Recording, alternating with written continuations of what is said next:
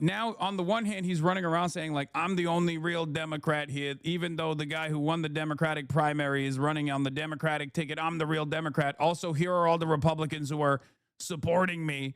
And also simultaneously, he's just like, he just keeps shit smearing every day. Like, that's ridiculous. There were media reporters in the room. They heard the council member say that.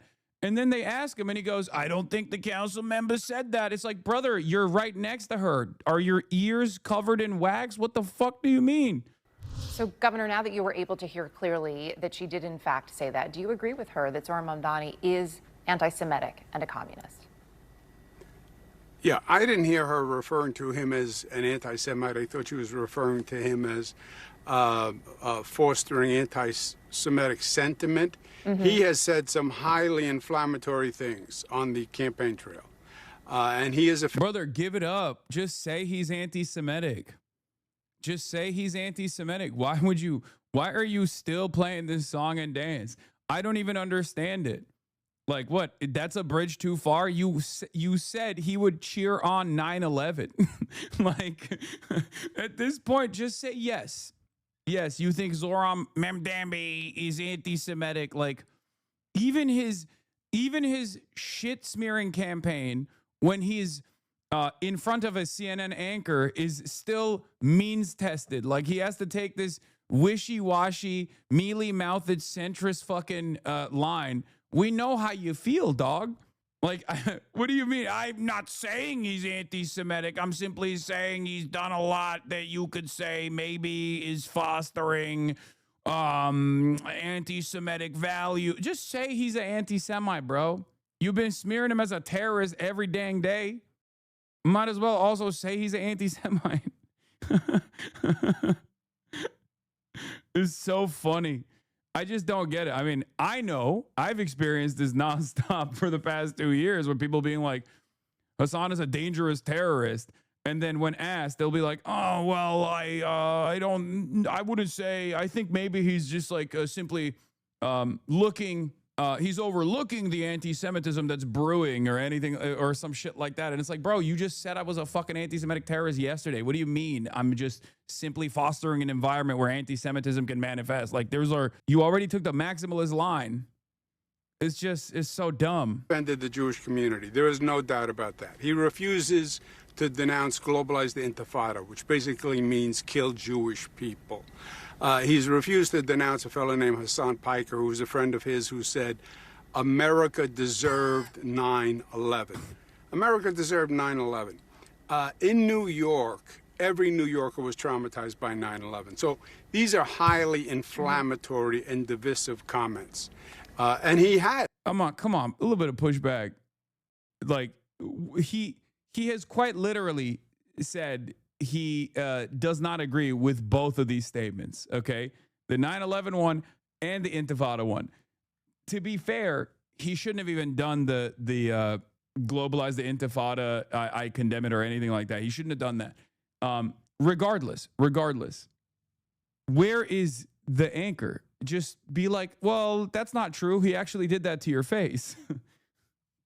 He's made them and he's stuck by them. He refuses to recognize the right of Israel to exist as a Jewish state. So he has been very outspoken. Let's see what the comments are saying. This man sent over 10,000 seniors to the desk while their family members could not even visit them. I don't know how he can show his face in public. I thought this election was about New York, not about Israel. I'm just confused. So Zohran is running for mayor of New York City and Andrew is running for mayor of Tel Aviv. This dude literally has no policy. His whole agenda is Mamdani is this and that. He has nothing. Cuomo's embarrassing himself. He's failing with hopefully coming dead last in the race. Nobody wants Andrew Cuomo in New York City. Andrew feels he's entitled to be mayor. Go away and never come back. Jews voted for Zohran over Cuomo in the Democratic primary, by the way. I can't help but notice the dynamic that exists in this race is not dissimilar to one that I'm very used to, which is like, on the one hand, you got motherfuckers who are just like spending every waking moment disparaging you. And then on the other hand, you're just trying to continue pushing on and talk about the things that you care about and try to hopefully get as many people on board that the situation is untenable, unmanageable, unstable, and we have to We have to wake up, we have to lock in, and we have to organize to try and fix some of these problems. It's very interesting. One side has realized that they have no shot at winning, so they will try to disparage the side that is going to win to the best of their ability all the way until the very last moment. I don't think Andrew Cuomo thinks he's going to win this race. I think Andrew Cuomo is doing everything he can to soothe the interests of the billionaires that have given him $100 million by basically being a parasitic force all the way until the very last moment of this race. That's it. Because if he wanted to win, he would probably, at some point, start talking about what he's going to do for New Yorkers. Except, if you were to take his word, the only thing he wants to do for New Yorkers is basically execute Zohran Mamdani at Times Square. That's it. He's a one policy guy. He's like, New Yorkers, you need me to jail Zohran Mamdani. Make me mayor so I can do capital punishment on Zohran Mamdani. That's the only thing I'm standing for. The only thing I care about is Zohran Mamdani going to prison. On these positions, and he has offended the Jewish community by and large in New York. So then just to put a point in the question, though, do you believe that he is, as the Congresswoman said, her exact words, an anti-Semite? Do you agree with her? Yeah, she was a councilwoman. And look, I don't have the power to look into somebody's soul. I don't know if somebody's a... Why is he so afraid of just saying Zohran Mamdani's anti-Semitic when that's his entire campaign? What is going on? This just doesn't make any logical sense. Because on the one hand, he just keeps saying that over and over again. On the other hand, he's like, well, I don't know. What is this take? Is he a terrorist who would cheer on another 9/11 and a real ever-present danger to New Yorkers who are of Jewish descent, Jewish background? Or is he not?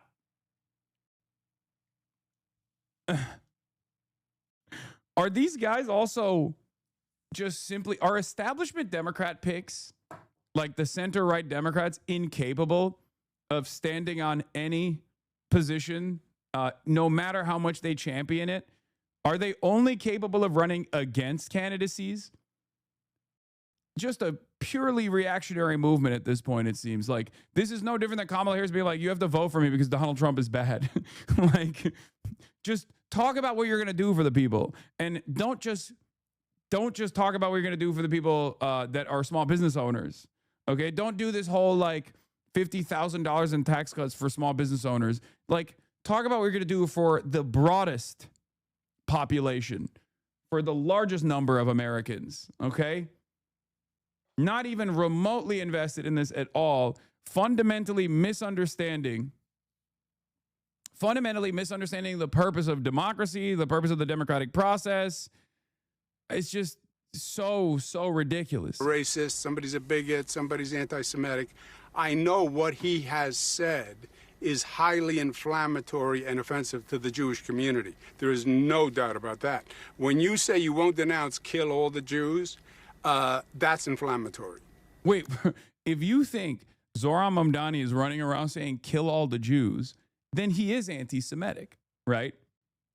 You can't be in this world where you think Zohran Mamdani is running around saying that, which he never said, by the way. Like, if you're going to slander the man, go all the way. I don't understand it. What is this? You guys don't understand. I'm going for a reasonable centrism in my Islamophobic campaign attacks. Where on the one hand, I'm claiming falsely that Zohran Mamdani is saying kill all the Jews. But on the other hand, I won't commit to saying he's anti-Semitic. Out front now, Harry Enton, to tell me, all of us, something I don't know. Oh, look at that laugh, Harry. Okay, so Harry, when we're looking at races, you've got New York, you've got New Jersey, you've got Virginia, so much attention being played to these three races. what is happening? How much of this really, those races, is actually a test of Donald Trump? How much is it actually about the races themselves and what's happening in those areas? Yeah, I mean, look, if they're a test of Donald Trump, then Donald Trump can't be too happy with what we're seeing in the data right now. I mean, you talk about New Jersey. What do we see there? I know Republicans want to think that Jack Ciattarelli is closing the gap, but in all honesty, what we see there is that the Democratic candidate, Mikey Sherrill, has a clear advantage, about 6 points. That's the closest of the three races that we're talking about. Virginia, you see Abigail Spanberger way up there by double digits, up by 10 points. And then, of course, you were just interviewing Andrew Cuomo, but you see that Zohran Mamdani, the Democratic nominee, is ahead there by 16 points. At this point in time, and granted, you know, Election Day, we'll see what happens, but at this point in time, to me, it seems like the Democrats are most likely going to sweep all three of those races. And that's in part because of Donald Trump, but it's also in part because, especially in a place like Virginia, they have a much better like candidate than the Republican candidate.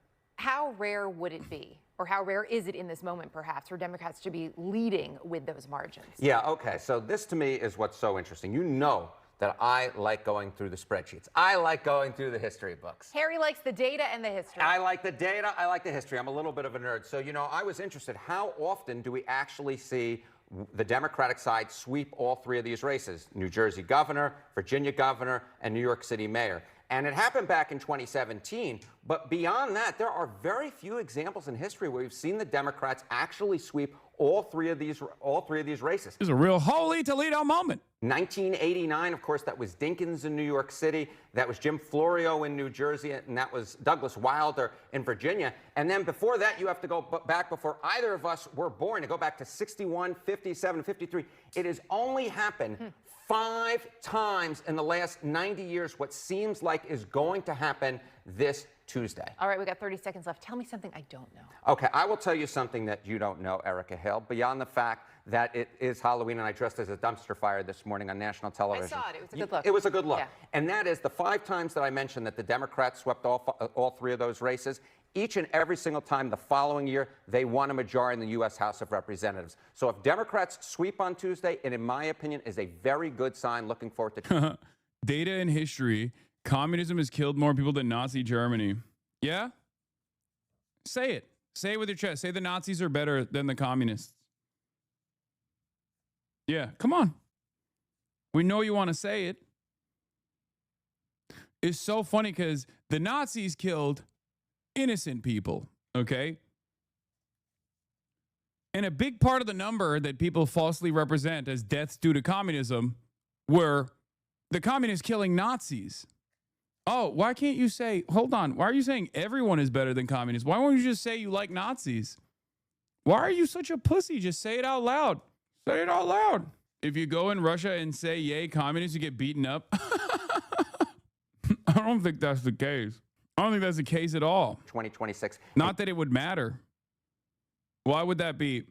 Why would that be my consideration at all? Yeah, if I went to Russia and said the invasion of Ukraine was unjustifiable, I'd probably get my ass beat and probably get thrown into prison. That doesn't mean it's the correct sentiment to express.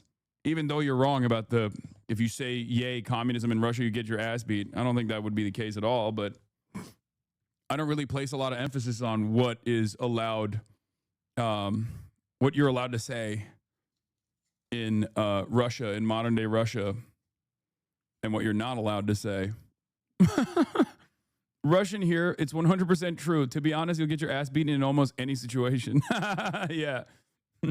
I literally don't know anyone who likes Nazis more than communism, but I'm totally going to use that line, fire. Yeah, the only people that like Nazis more than communists are Nazis. Taking back that majority from the Republicans. We will be watching for it. Happy Halloween. Happy Halloween, Erica Nice Hill. to see you, my nice friend, to see as you. always.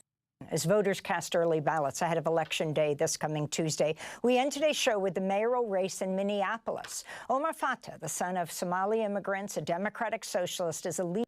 Yes. Omar Fateh is the Mamdani of the Midwest, okay?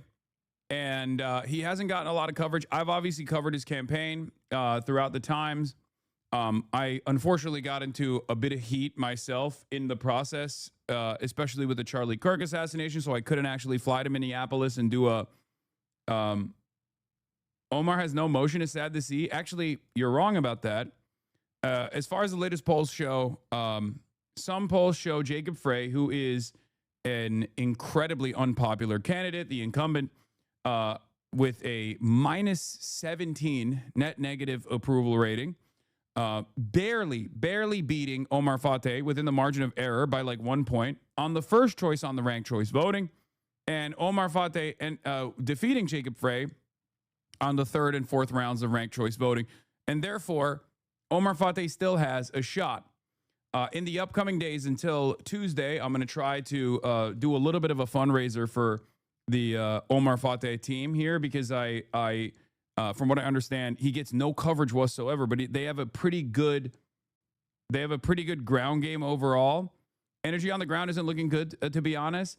Yes, part of that is because the Minneapolis HasanAbi heads, we have to do better, okay? We have to do better. We have to go and we have to fucking canvas. If you are in Minneapolis, but by and large, the amount of coverage that Omar Fateh has gotten is coming from the right. The only people that talk about him are right-wingers that just keep constantly saying, like, America's being taken over. America's being taken over by the Muslims. If you're not in Minneapolis, you should phone bank. If you're in Minneapolis, you should door knock. And hopefully we'll be able to fundraise as well a little bit here. Because he's great. He's great. Leading candidate seeking to unseat incumbent Mayor Jacob Frey, who's running for a third term. In 2020, Fateh made history as the first Muslim, first Somali American to be elected to Minnesota's state Senate. Fateh's surging campaign has drawn comparisons to Zoran Mamdani, the Democratic socialist, who polls indicate may be the first Muslim mayor of New York. Minneapolis Congressmember Ilhan Omar has endorsed Fateh, along with Jewish Voice for Peace Action and labor unions like SEIU. Minneapolis implemented ranked choice voting in 2009, which allows voters to choose up to 3 candidates in order of preference on their ballot.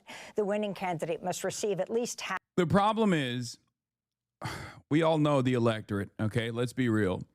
I think that in Minneapolis, you already have a built-in, very diverse group of people that are going to ride for you, that will overlook this sort of thing. But the broader base of support in Minneapolis is probably even more racist, I would say, than the New York electorate is. And on top of that, Omar is both Muslim and black. So he's getting it. He's getting hit from both ends in that regard. And unfortunately, racism is a major component in every fucking election. The reality of the matter is, it just makes it much harder, right? But as you know,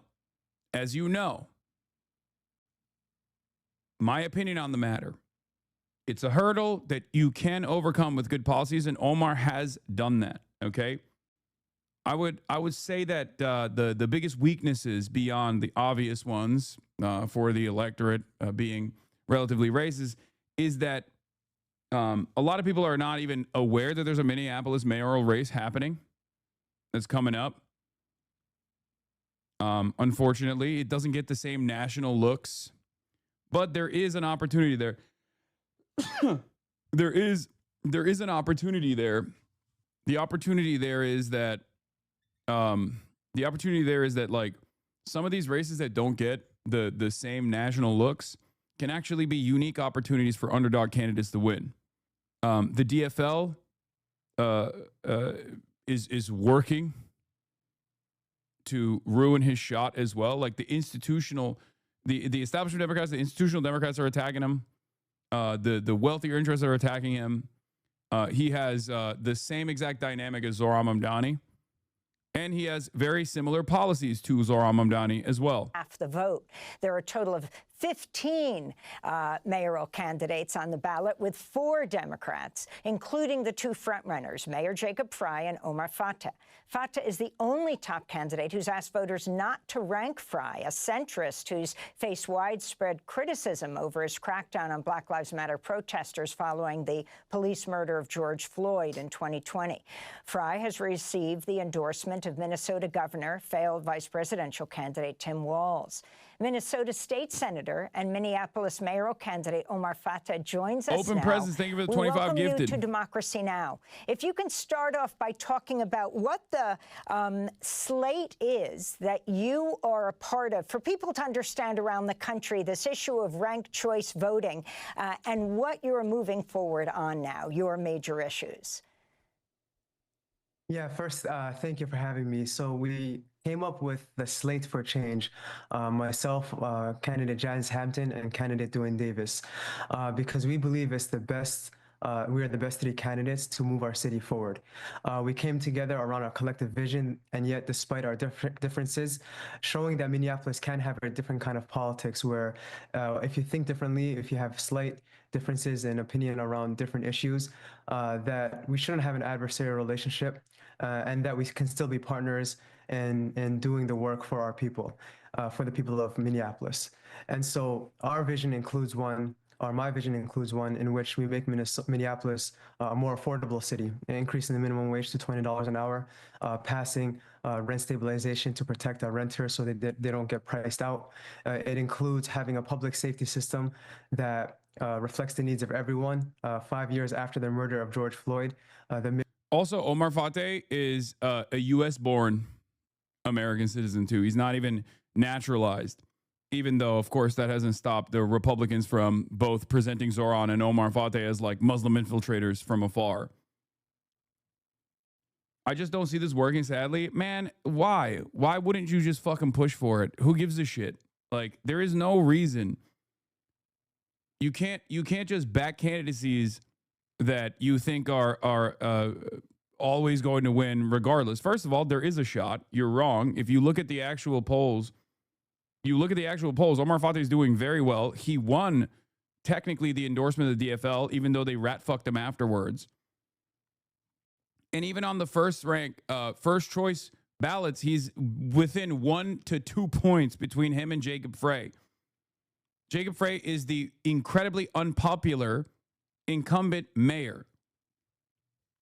There is no reason to engage in this sort of pessimism, especially at this point. So President Trump says he is not considering military strikes inside Venezuela as part of his campaign against drug traffickers. But at least one media report suggests otherwise.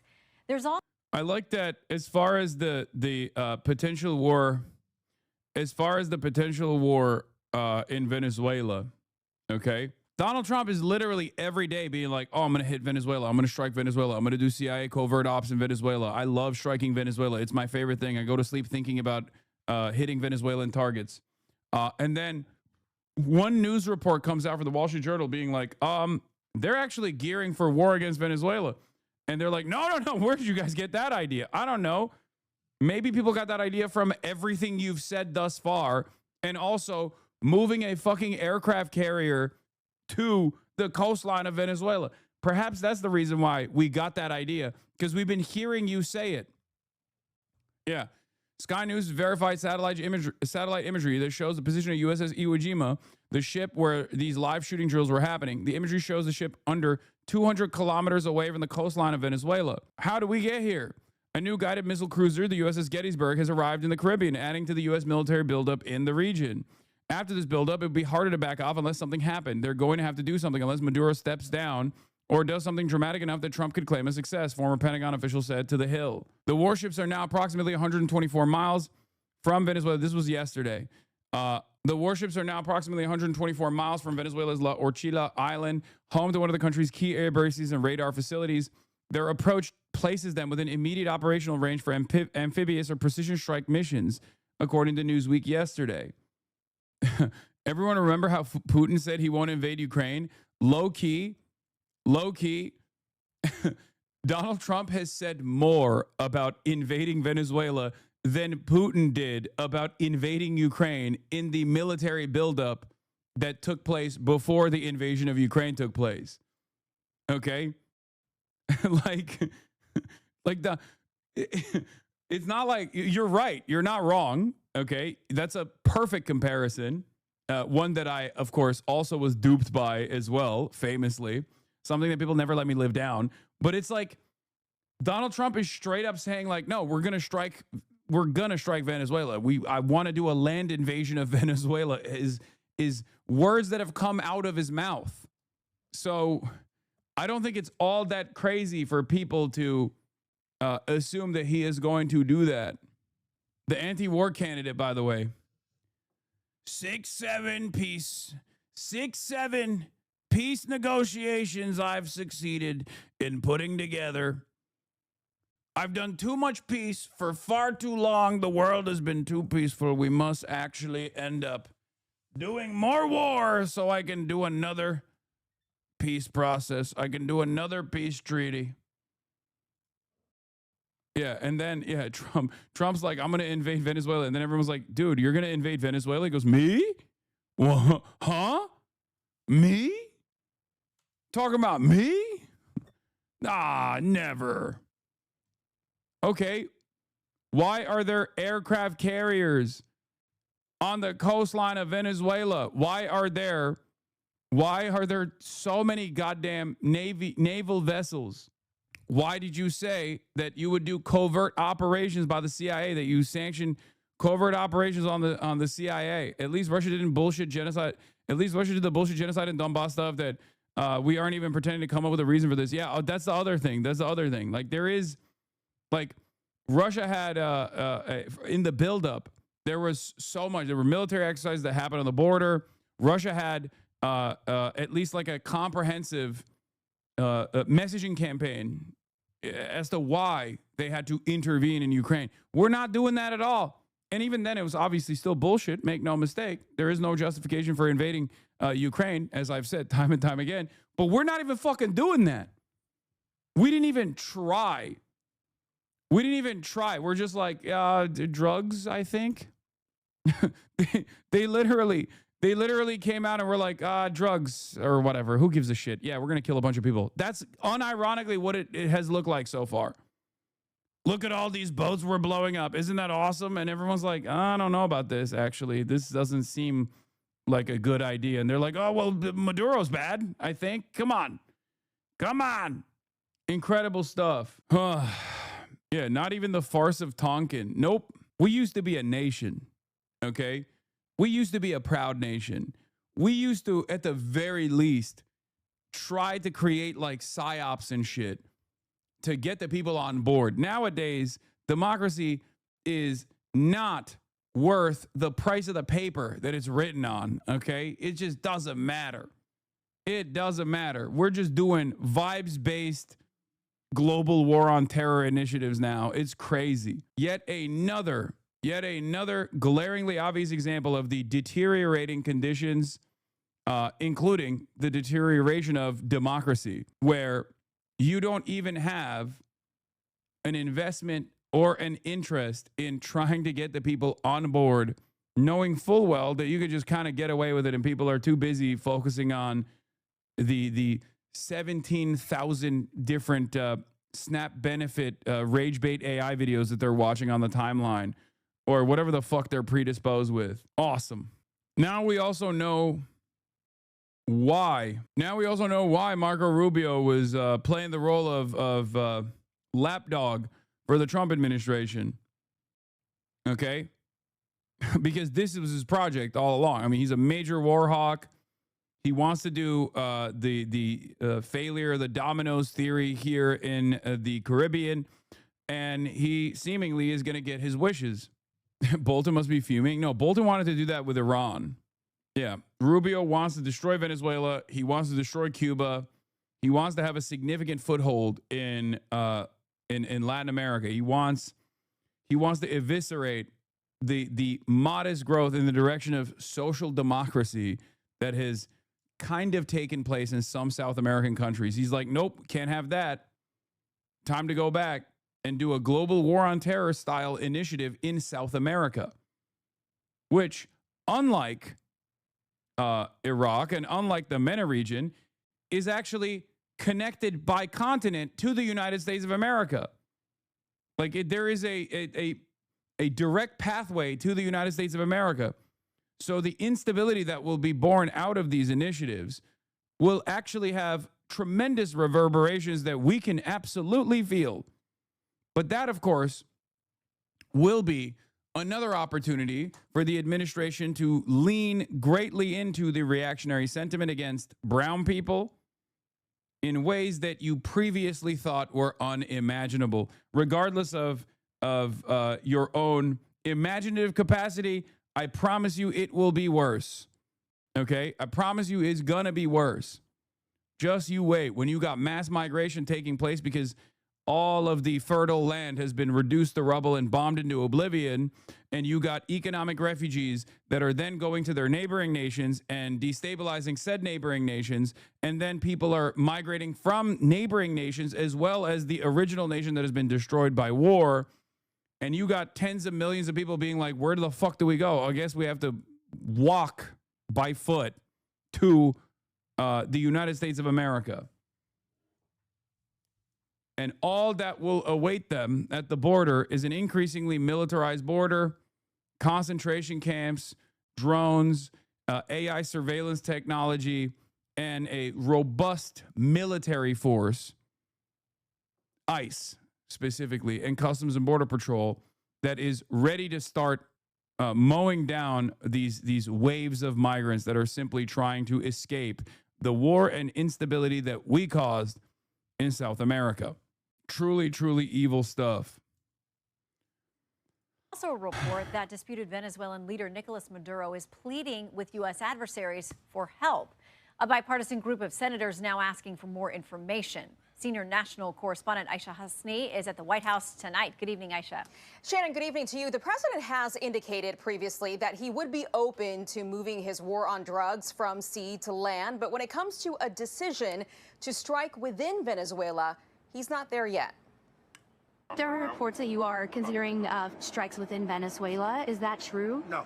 With just one word, President Trump shutting down a report from the Miami Herald that he's decided to strike military sites inside Venezuela at any moment. That you made a decision on that? No, it's not true. Thursday, the Wall Street Journal reported the administration's pinned down targets used to transport drugs, but that the president hasn't made up his mind yet about striking.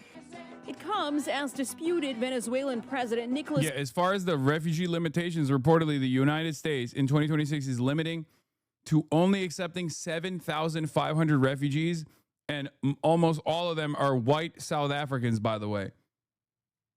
The white genocide that's taken place in South Africa, and the refugees that we will only accept from South Africa. This is the most Twitter administration of all time.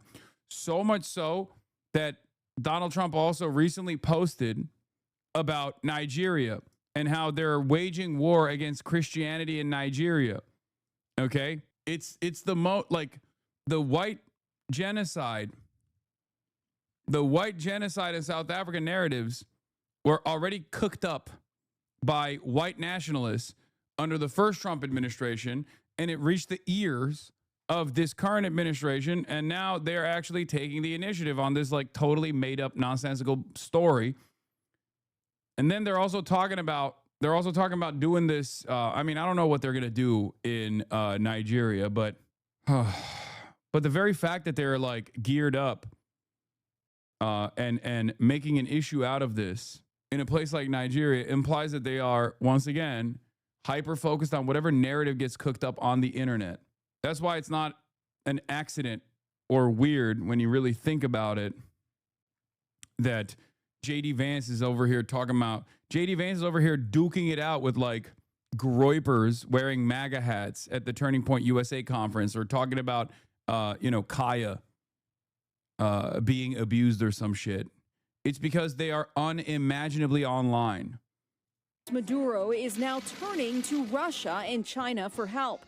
The Washington Post reports Maduro is, quote, requesting defensive radars, aircraft repairs, and potentially missiles from Vladimir Putin, and expanded military cooperation from Xi Jinping. Meanwhile, the Pentagon has a carrier strike group on its way to the Caribbean as it ramps up attacks on alleged drug boats. Yeah, it's not Zog, dude. You know, like the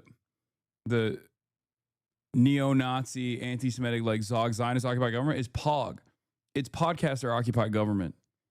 Okay? It's not Zog, it's POG. And the opportunities for fuck shit are endless under POG. podcaster-occupied government. But bipartisan frustration is growing on Capitol Hill over whether these operations are legal. We are violating the Constitution. There is supposed to be due process. And over a lack of information from the Pentagon. Today, the top Republican and Democrat on the Senate Armed Services Committee complained they have yet to receive a response to their congressional inquiries about the legal rationale from War Secretary Pete Hegseth. More Republicans are now calling for more transparency after Senate Democrats were left out of a classified briefing the White House organized this week. Give the same briefing to every Republican, to every Democrat in the United States Senate. And Shannon, you'll want to pay attention to next week on Capitol Hill because Republican Senator Rand Paul is apparently joining forces with two Democrats, Adam Schiff and Tim Kaine, to potentially force a vote on a bill, a resolution to stop the president from unilaterally declaring war on Venezuela. Shannon? Okay, so Aisha, also, a federal judge just blocked the president's efforts to tighten up voter registration. It's been an ongoing issue for this president. What do we know about it? Another alarm bell was what was the military guy that just like quit? Like he resigned? The head of the U.S. military Southern Command is stepping down. Admiral Alvin Halsey is leaving less than a year into his tenure and as Pentagon escalates attacks against boats in the Caribbean Sea. The military commander overseeing the Pentagon's escalating attacks against boats in the Caribbean Sea that the Trump administration says are smuggling drugs said on Thursday that he was stepping down. The officer, Admiral Alvin Halsey, is leaving his job as the head of the U.S. Southern Command, which oversees all operations in Central and South America, even as the Pentagon has rapidly built up 10,000 forces in the region in what it says is a major counter-drug and counterterrorism mission. It was unclear why Admiral Halsey is suddenly departing less than a year into what is typically a 3-year job and in the midst of the biggest operation in his 37-year career. But one current and one former U.S. official, both of whom spoke on the condition of anonymity to discuss personal matters, said that Admiral Halsey has raised concerns about the mission and the attacks on the alleged drug boats. In a statement on social media, Defense Secretary Pete Hegseth made no mention of any friction with his 4-star commander. On behalf of the Department of War, said Mr. Hegseth, using the name of the department he now prefers, we extend our deepest gratitude to Admiral Alvin Halsey for his more than 37 years of distinguished service to our nation as he plans to retire at year's end. Nor did Admiral Halsey publicly voice any policy objections, urging his command's 1,200 military service members and civilians in a statement, keep charging. But the other officials of the Pentagon and on Capitol Hill said the praise masked real policy tensions concerning Venezuela that the admiral and his civilian boss were seeking to paper over. Prior to Trump, I can't think of a combatant commandeer who left his or her post early ever, said Representative Adam Smith of Washington, a senior Democrat on the House Armed Services Committee. Senator Jack Reed of Rhode Island, the top Democrat on the Senate Armed Services Committee, was even more poignant in his criticism. At a moment when the U.S. forces are building up across the Caribbean and tensions with Venezuela are at a boiling point, the departure of our top military commander in the region sends an alarming signal of instability within the chain of command. Since early September, U.S. Special Operations Forces have struck at least 5 boats, and since then the number has gone far higher than that. This was in October 17th, I believe, a couple weeks prior to this.